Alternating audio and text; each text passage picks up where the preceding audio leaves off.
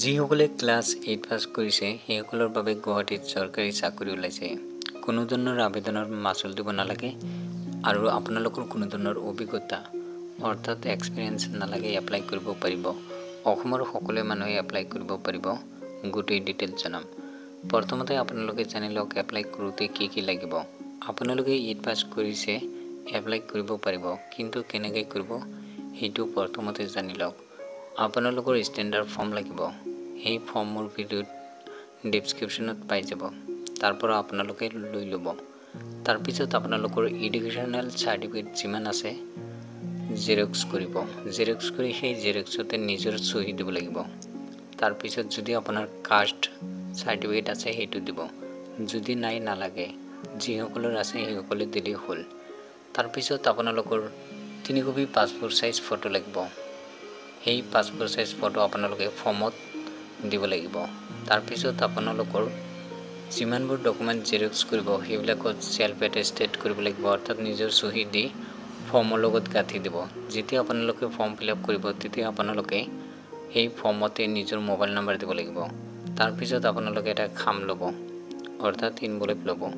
লৈ তাৰপিছত এইখিনি জেৰক্স কৰি ফৰ্মৰ লগত দি ভৰাই দিব খামত ভৰাই দি তাৰপিছত আপোনালোকে 5 টকাৰ এটা ডাক টিকট লগাই দিব খামৰ ওপৰত। তাৰপিছত খামৰ ৰাইট ছাইডত অৰ্থাৎ সোঁফালে লিখিব যিটো পোষ্টত আবেদন কৰিব। কি পোষ্টত আবেদন কৰিব মই আপোনালোকক জনাই দিম। এইখিনি কাম কমপ্লিট হৈ গ'ল। এতিয়া জানি লওক ক'ত কিহৰ পদ খালী হৈ আছে। এইটো পদ খালী হৈছে ডিষ্ট্ৰিক্ট এণ্ড ছেছন জাজ কামৰূপ আমিনগাঁৱত পদ খালী হৈছে। পিয়নৰ পদ খালী হৈছে 2টা। পিয়ন পোষ্টত আবেদন কৰিবলৈ হ'লে আপোনালোকৰ মিনিমাম এডুকেশ্যন কোৱালিফিকেশ্যন 8 পাছ হ'ব লাগিব। লগতে আপোনালোকক জনাই দিছে ইয়াতে আনৰিজাৰ্ভ কেটেগৰী হয়, সকলো মানুহে এপ্লাই কৰিব পাৰিব। 2 নম্বৰ যিটো পোষ্ট আছে ড্ৰাইভাৰ, যিসকলে ড্ৰাইভাৰ এই পোষ্টত আবেদন কৰিব সেইসকলৰ মিনিমাম 8 পাছ লগতে ড্ৰাইভিং লাইচেঞ্চ থাকিব লাগিব। আনৰিজাৰ্ভ কেটেগৰীৰ হয়। পিয়ন পোষ্টৰ চিলেকশ্যন প্ৰচেছ হ'ব, ভাইভা হ'ব। ড্ৰাইভিঙৰ চিলেকশ্যন হ'ব, ড্ৰাইভিং টেষ্ট লগতে ভাইভা হ'ব। চেলাৰী হ'ব পিয়নৰ 12,000ৰ পৰা আৰম্ভ হ'ব 49,000 লৈ। 49,000 নহয়, সেইটো হ'ব 37,500 হ'ব পিয়ন পোষ্টৰ। কিন্তু ড্ৰাইভিঙৰ হ'ব 14,000ৰ পৰা 49,000 হ'ব।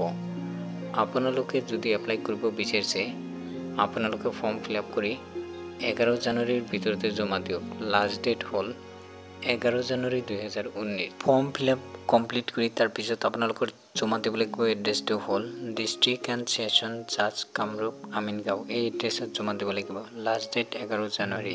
যিসকলে এপ্লাই কৰিব বিচাৰিছে ভিডিঅ' ডেছক্ৰিপশ্যনত যাই ফৰ্ম ল'লেই হ'ল। লৈ প্ৰিণ্ট আউট কৰি এডুকেশ্যনেল যিমান আছে জেৰক্স কৰক, কৰি আপোনালোকে 11 জানুৱাৰীৰ ভিতৰতে জমা দিয়ক।